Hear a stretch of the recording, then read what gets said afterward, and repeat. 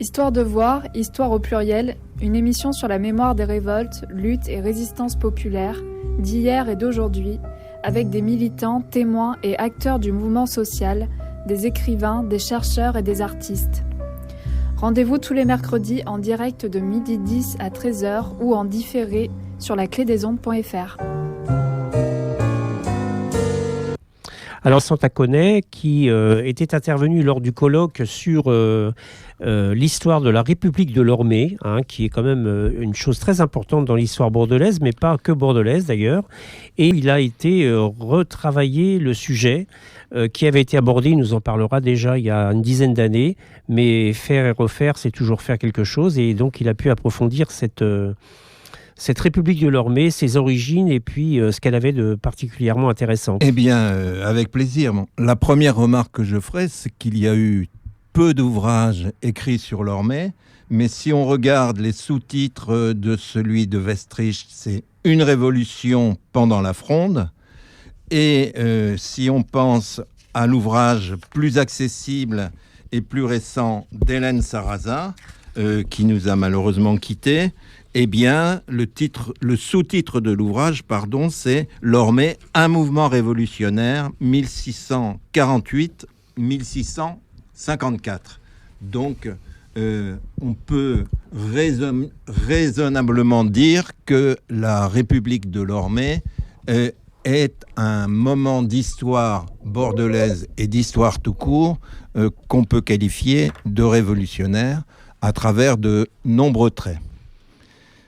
Si je peux continuer, mais bien sûr, je dirais que cette révolution montre une volonté déterminée de développer une forme de démocratie au sens étymologique du terme.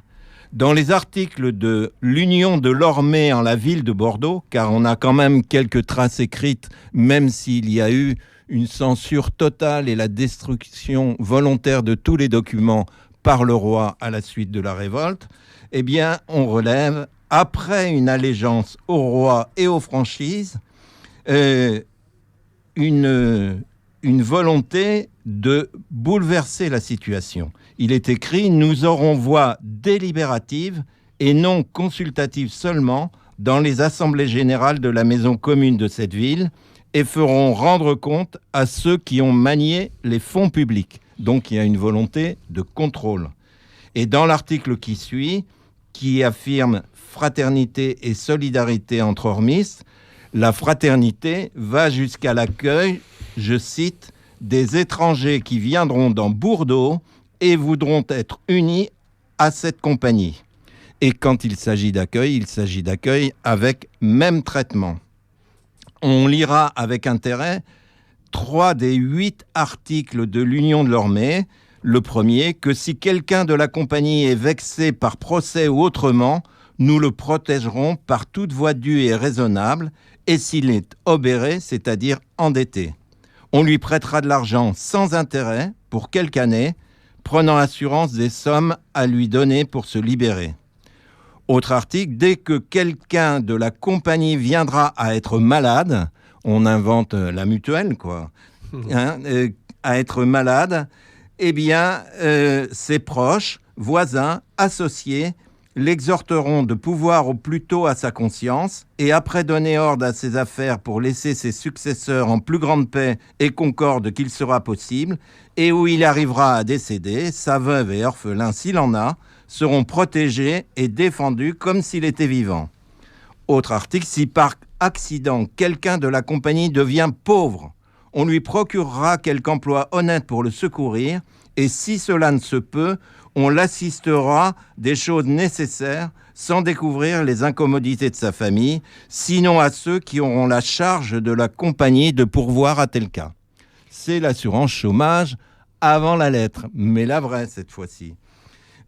Évidemment, cette volonté de discrétion, de solidarité et de combattre les difficultés, je dis de discrétion parce que on ne dévoile pas la situation de celui qu'on protège, subie par les pairs. Cette volonté est pour le moins exceptionnelle dans ses engagements.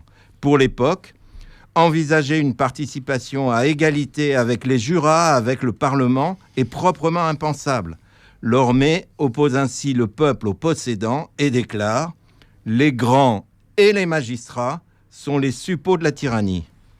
Selon l'ambassadeur de Venise, les orméistes, je cite, « réclament le gouvernement de leur affaire par eux-mêmes ». En pratique, Lormet va s'emparer des 5 lieux de pouvoir dans la ville, la jurade, les 130, la chambre de direction, le conseil de guerre et la bourse. Pas de hasard dans ces prises de position et de possession, car, à en croire l'historien Kosman et l'historien américain Westrich, Lormet est une assemblée de petits bourgeois et de prolétaires, bref, un groupe qui forme ce qu'on peut appeler une classe et qui, dans la lutte des classes qui les oppose aux possédants de l'époque, agit de façon efficace. Alors, sur cette République de Lormet, pour ceux qui ne sont pas encore vraiment au courant, ça se passe en 1652. On est en pleine guerre, on va dire, de la fronde, des frondes même, on peut dire. Oui. Et certains l'ont qualifiée de fronde du peuple. Elle s'appuie, en fin de compte, sur des conflits qui ont lieu entre la France, l'Angleterre et l'Espagne, où les puissances, ces deux puissances essaient de tirer leur jeu. D'ailleurs, il y a un certain nombre de membres de cette République de Lormet qui cherchent à contacter les Anglais parce qu'il y a le mouvement des communaux qui a lieu aussi en Angleterre à pareille époque, me semble-t-il. Oui. Et voilà. Antérieurement. Et puis l'Espagne qui essaie de tirer son épingle du jeu dans l'affaire. Il faut rappeler que ça va avoir des conséquences très importantes parce que le roi de France, Louis XIV, le futur roi de France Louis XIV, ne peut pas rentrer dans la ville, bloqué à Bourg. Ça en tirera comme conséquence qu'il va falloir enrichir la ville de Bordeaux pour en faire le principal port de France, si c'est bien compris. Parallèlement, évidemment, j'évoque toutes les avancées démocratiques considérables, mais il ne faut pas croire qu'on les a laissées gentiment faire. La répression a été brutale et violente. Un des orméistes, Duretes, a été promené dans la ville, torturé, passé au supplice de la roue et pendu au palais de l'Ombrière. Il faut ajouter à cela que quelques années plus tard, une nouvelle révolte s'est développée dans Bordeaux au début de l'année 1675 et que cette révolte annonçait la vraie révolte des bonnets rouges, des vrais bonnets rouges en Bretagne en 1675. Et il faut dire que la violence et la forme de la répression contre la révolte de Bordeaux au début de 1675 a été suivie presque à la lettre avec une plus grande ampleur dans la révolte et la répression de cette révolte des bonnets rouges de la Bretagne, au moment de la révolte du papier timbré. Si je ne me trompe pas, c'est la raison pour laquelle on construit Château-Trompette pour surveiller Bordeaux, parce qu'on se méfie de cette ville qui potentiellement est insurrectionnelle. Donc il y a Château-Trompette qu'on construit. Oui. Et en même temps, il y a eu dans Bordeaux un véritable affrontement militaire dont les orméistes ont triomphé, et ils n'ont réussi à triompher non pas parce qu'ils étaient les plus forts, mais parce qu'ils étaient d'une part les plus nombreux. Ils étaient extrêmement nombreux. C'est une révolte populaire d'importance, mais aussi parce que les moyens utilisés par l'ennemi de classe étaient des moyens militaires valables en campagne, mais dans Bordeaux ont échoué complètement. Et la bataille s'est tenue d'ailleurs sur ce qu'on appelle les fossés de l'intendance. Chapeau rouge. Au Chapeau rouge, en fait, à cet endroit-là où il y avait l'hôtel du gouverneur qui a été complètement ravagé, on peut le dire.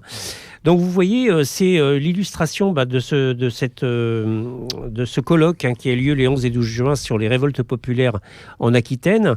Alors si vous êtes intéressé, on a une petite brochure qui fait une récap un peu de ces différentes révoltes. Et puis surtout, il y a un livre qui devrait sortir d'ici la fin de l'année, puisque tu es là aussi en tant qu'Espace Marx.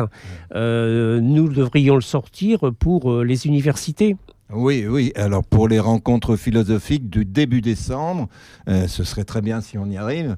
On sait bien que la parution, la publication d'un ouvrage, surtout lorsqu'il n'est pas véritablement aidé, pose des problèmes, mais ça semble possible et les contributeurs de ce colloque de 2 jours qui a été d'une très grande richesse sont pour la plupart d'entre elles déjà parvenues, donc on peut raisonnablement penser que nous aurons cet ouvrage très bientôt. Il sera distribué par les éditions d'Albret. Et donc il sera en librairie, bien sûr. Ouais. Et puis on le présentera justement à l'occasion de cette université-là, qui s'appelle Commun. Alors, le titre général, c'est « Actualité au pluriel de Marx et pensée critique ». Et cette année, en l'honneur de la Commune de Paris, entre autres, le titre, la thématique, c'est « Commun, commune avec un S ». Communisme avec un S aussi. Voilà, donc c'est un beau programme, on va dire, ouais. Et on sera très heureux de pouvoir le présenter à cette occasion-là, mais on en parlera bien sûr régulièrement sur l'avancée de la sortie de ce bouquin. Histoire de voir, histoire au pluriel, une émission sur la mémoire des révoltes, luttes et résistances populaires, d'hier et d'aujourd'hui, avec des militants, témoins et acteurs du mouvement social, des écrivains, des chercheurs et des artistes.